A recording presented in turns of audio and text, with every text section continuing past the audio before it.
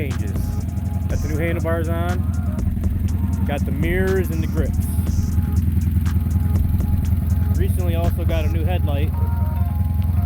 So it's easier to put an H4 bulb in it.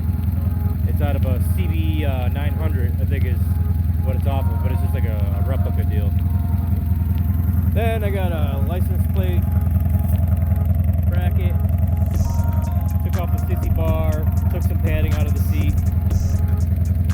And what else? Got some new tires this year. So yeah, going for a ride.